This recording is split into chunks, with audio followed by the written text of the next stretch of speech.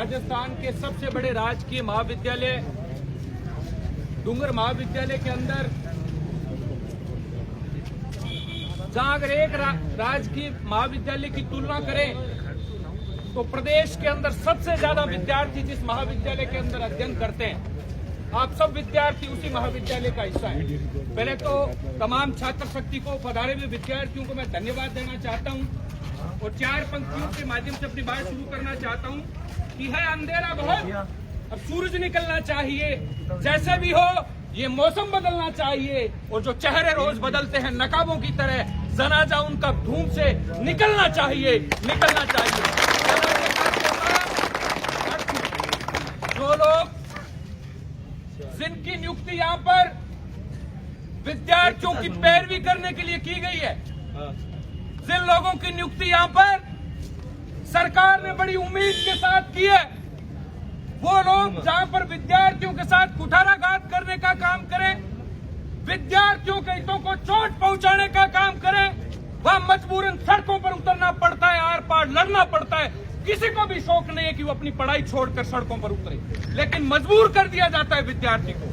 हमारे कई साथी अभी ऊपर खड़े थे जिनसे हम बात कर रहे थे, मैंने उनसे एक बात की कि यही सोच जो आज हम अपने जहन में रहकर चल रहे हैं कि हमें क्या मतलब है, यही सोच अगर शहीद आजम भगत सिंह लेकर चलते तो आज भी किसी अंग्रेज के घर पोंछा लगा रहे होते। ये आजादी की सांस हम लोगों को मोदी को मैं बताना चाहता हूं, यहां खड़ा द्वितीय और तृतीय वर्ष का विद्यार्थी इस बात का साक्षी है, इस बात का गवाह है। हो सकता है प्रथम वर्ष के विद्यार्थी इस बात से अनभिज्ञ हो। डूंगर कॉलेज की वही धरती है जहां पर हमने अपना खून अनेकों बार बहाने का काम किया, लेकिन विद्यार्थी की साथ चोट नहीं होने दी। एक एक विद्यार्थी इस बात का गवाह है, साक्षी है। जब रात के समय आज से 3 वर्ष पूर्व जहां हमारे कई विद्यार्थी मित्र खड़े हैं, ये वही जगह है जहां रात के समय पानी की बूंदे बर्फ बन के जम जाया करती थी, लेकिन हम टस से मस नहीं हुए। लेकिन उसका कारण क्या था? जिस बात की सौगंध खाकर के छात्र राजनीति शुरू की, जिस बात की सौगंध खाकर इस महाविद्यालय के अंदर प्रवेश किया कि जहां विद्यार्थियों के साथ कुठाराघात होगा, विद्यार्थियों के हकों पर जहां चोट पहुंचाएगी, खून बहाने की जरूरत पड़े तो पीछे नहीं हटेंगे, लेकिन एक भी विद्यार्थी के साथ धोखा होने का काम नहीं करने देंगे। ये खैरात में मिली हुई पढ़ाई नहीं है। प्राचार्य महोदय साहब इस बात को ध्यान में नहीं रखते हैं कि जिस कुर्सी पर उनकी नियुक्ति की गई है, सरकार ने बड़ी उम्मीद के साथ उनको नियुक्त किया है कि जो गांव से एक विद्यार्थी 2-2, 3-3 बसें परिवर्तित करके जो इस महाविद्यालय के अंदर बड़ी उम्मीद लेकर कक्षा लेने के लिए आता है, उसको अपनी कक्षा का नियमित संचालन करवाने के लिए जब बार बार दर की ठोकरें खानी पड़ती है तो मजबूरन सड़कों पर आना पड़ता है। किसी को भी शौक नहीं है कि अपनी कक्षा छोड़कर सड़क पर उतरे और अपनी पढ़ाई को बाधित करने का काम करे। मैं तमाम विद्यार्थियों के माध्यम से प्राचार्य महोदय से निवेदन करना चाहता हूं कि बार बार अवगत करवाने के बावजूद आप विषय परिवर्तन के नाम पर 200 रुपए की जो प्रत्येक विद्यार्थी के साथ लूट करने का काम कर रहे हैं। ये कोई व्यापार की जगह नहीं है प्राचार्य महोदय। सरकार की मंशा कम से कम पैसों के अंदर गरीब परिवार से आने वाले विद्यार्थियों को अच्छी शिक्षा देने की है। जहां जहां उस मंशा को चोट पहुंचेगी हम सड़कों पर उतर के लड़ेंगे, आर पार की लड़ाई लड़ने का काम करेंगे। ये प्राचार्य महोदय को चेताने के लिए आप सब लोगों के जो विद्यार्थी घर से बड़ी उम्मीद लेकर आता है, वो विद्यार्थी नहीं चाहता कि मैं अपनी कक्षा छोड़कर किसी प्रदर्शन का हिस्सा बनूं। हम भी नहीं चाहते कि एक भी विद्यार्थी की कक्षा को बाधित करने का काम करें, लेकिन जब कक्षा के अंदर व्याख्याता नहीं मिले, जब विद्यार्थी कक्षा के अंदर जाता है, कक्षाओं की नियमित साफ सफाई नहीं हो पाती है, जब विद्यार्थी कक्षा के अंदर जाता है, विद्यार्थी को समय पर पुस्तक नहीं मिल पाए, जब विद्यार्थी पेयजल के लिए जाता है, एक शुद्ध पेयजल उसको नहीं मिले, तो प्राचार्य महोदय आपको इस कुर्सी पर बैठने का अधिकार नहीं है। ये चेताने के लिए आप लोगों के बीच में आए हैं, ये निवेदन करने के लिए आप लोगों के विद्यार्थी इस बात को जानता है। जब इस महाविद्यालय के अंदर राजस्थान का एक आदमी इस बात को जानता है कि आज भी हमारे राजस्थान के अंदर किस प्रकार की परंपरा है। मैं पहले तो उन माता पिता को सलाम करना चाहता हूं जो अपनी बच्चियों को यहाँ पर पढ़ने के लिए भेजते हैं। अगर उन लड़कियों के साथ किसी भी प्रकार का दुर्व्यवहार हुआ तो आप सब लोगों के बीच में खड़े होकर सौगंध खाते हैं, चाहे मरना पड़े चाहे मारना पड़े, एक एक लड़की की सुरक्षा की जिम्मेवारी हमारा।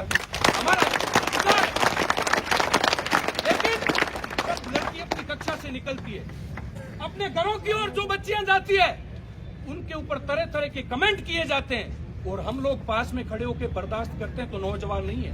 माफ करना साथियों, लेकिन जब अपने आस पास किसी भी प्रकार का जुल्म हो, जब हमारे आसपास किसी भी प्रकार का गलत काम हो, और जो आवाज नहीं उठा सकता, उसको अधिकार नहीं है कि वो खुद के आगे नौजवान लिखने का, युवा लिखने का काम करे। अब सब लोगों का खून ठंडा पड़ चुका है।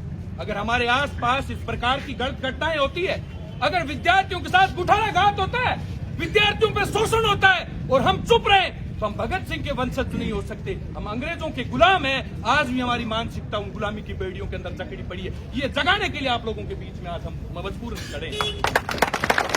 मैं तमाम नौजवान साथियों को निवेदन करना चाहता हूं, आपके जो परिवार के पुरुष कई सदस्य या आपके रिश्तेदार इस महाविद्यालय के अंदर अध्ययन करके गए, आप उन्हें एक साथी से पूछ सकते हैं।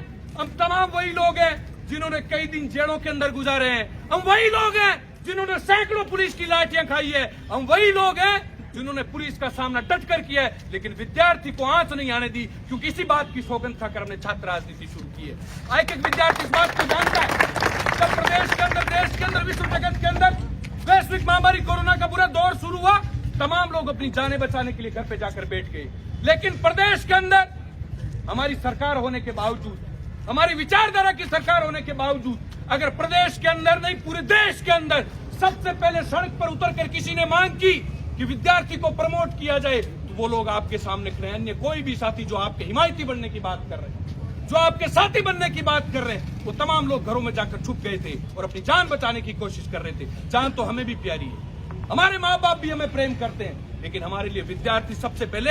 एक एक विद्यार्थी हमारे परिवार का हिस्सा, एक एक विद्यार्थी की लड़ाई लड़ना, एक एक विद्यार्थी के हक की रक्षा करना हमारी जिम्मेवारी है। मेरा आप तमाम साथियों से निवेदन है, आज हम प्राचार्य महोदय को ज्ञापन देने के लिए जा रहे हैं।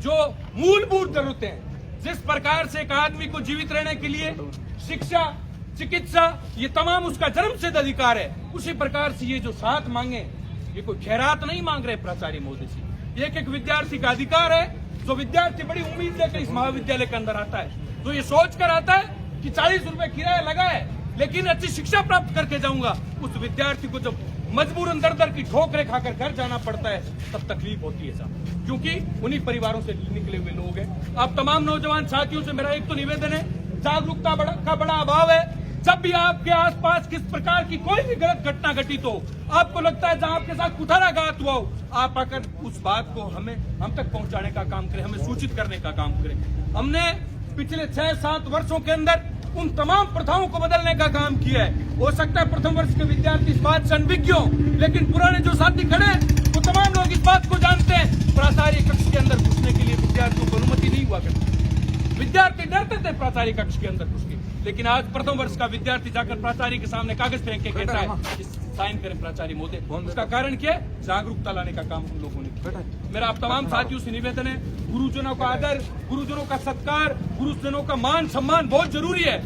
उसके बावजूद जहां भी कुठाराघात हो, जहां अन्याय हो, जहां शोषण हो, उसके खिलाफ आवाज बुलंद करने का काम करना है। खासतौर से जो लड़कियां मेरी बातें सुन रही है, जो छात्राएं मेरी बातें सुन रहे हैं, उनसे मेरा निवेदन है कि पहले तो मैं आपके माता पिता को धन्यवाद देना चाहता हूं कि राजस्थान की, खासतौर से बीकानेर की जो परंपराएं वो हम सब लोग जानते हैं। उसके बाद में भी अपनी बच्चियों को जो पढ़ाने के लिए महाविद्यालय भेजने का काम कर रहे हैं, उनको किसी भी प्रकार की असुविधा हो तो आपके भाई आपके साथ हर समय खड़े हैं। आप आके हमें सूचित करने का काम करें।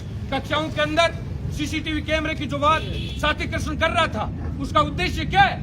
आए दिन लड़कियों के साथ दुर्व्यवहार की घटनाएं हो रही है, आए दिन विद्यार्थियों के साथ मारपीट की घटनाएं हो रही है। इस महाविद्यालय को एक लड़ाई का अड्डा बनाने की कोशिश जिन लोगों द्वारा की जा रही है, उनको नाकाम करने का हम लोगों को काम करना है। पुलिस के साथी खड़े हैं, मेरा उनसे भी निवेदन है, मेरी उनसे भी एक बात की शिकायत है, जब बार बार अवगत करवाने के बावजूद इस प्रकार की घटनाएं घटित होती है और पुलिस के लोग समय पर नहीं पहुंचते, तो उसकी तमाम जिम्मेवारी आप लोगों को होगी और मजबूरन आप लोग हमें कानून अपने हाथ में लेने के लिए मजबूर नहीं करें, क्योंकि किसी भी विद्यार्थी के साथ शोषण नहीं होने की जो हमने संकल्प लिया है, जो सौगंध खाई है, उसे पीछे हटने का काम हम लोग नहीं करेंगे। जिन 7 मांगों को लेकर आज प्राचार्य महोदय को ज्ञापन सौंपने का काम करेंगे, उसका मुख्य उद्देश्य यही है कि 10 बार अवगत करवाने के बाद में भी जब प्राचार्य महोदय अनसुना कर दें, भगत सिंह जिस बात का जिक्र किया करते थे कि गूंगे और बहरे लोगों को जगाने के लिए धमाके करना मजबूरी है, तभी ये प्रदर्शन मजबूरी बन जाता है, नहीं तो हमें शौक नहीं है प्रदर्शन करने का। आप तमाम साथियों से मेरा निवेदन है, वैश्विक महामारी कोरोना का जो बुरा दौर चल रहा है, जिससे देश का एक भी कोना अछूता नहीं है, उस समय कोविड गाइडलाइन की पालना करते हुए मास्क का उपयोग करें, अपने परिवार का पूरा ख्याल रखें और जो कक्षा के उद्देश्य से आप लोग इस महाविद्यालय के अंदर हैं, उस उद्देश्य को सफल करने का हम सब लोगों को काम करना है। विषय परिवर्तन के नाम पर जिन जिन विद्यार्थियों से लूट हुई है 200 रुपए की, मैं आपको विश्वास दिला देना चाहता हूं कि राजकीय उस कोष से वो 200 रुपए निकाल कर विद्यार्थी को वापस लौटाने का हम लोग प्रयास करेंगे। हमारे लिए एक विद्यार्थी का एक पैसा बहुत महत्वपूर्ण है। ये आप लोगों को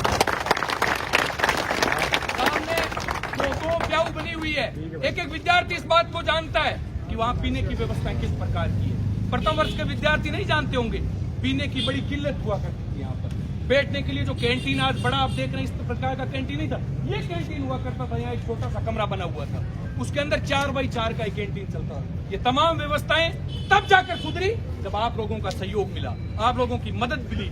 आपको अपने हक के लिए लड़ना पड़ेगा, इसी जागरूकता के उद्देश्य से हम बार बार प्रयास करते हैं। विद्यार्थी नौजवान अपने हक के लिए लड़ना सीखे।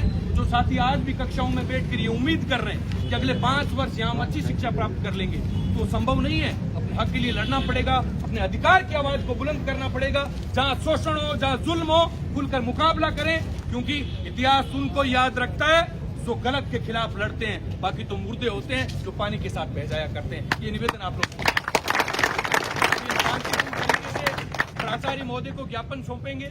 जागरूकता लाने का काम करना है, एक विद्यार्थी को, एक नौजवान को जागरूक करने का काम करना है। आप सब लोग आए, उसके लिए मैं विशेष तौर पर आपका धन्यवाद देना चाहता हूं। आप तमाम वो लोग हैं जो गलत के खिलाफ लड़ना चाहते हैं, गलत के खिलाफ अपनी आवाज बुलंद करना चाहते हैं और प्राचार्य महोदय को चेताना चाहते हैं कि शोषण स्वीकार नहीं करेंगे, खुलकर और डटकर मुकाबला करेंगे। बहुत बहुत धन्यवाद। जय हिंद।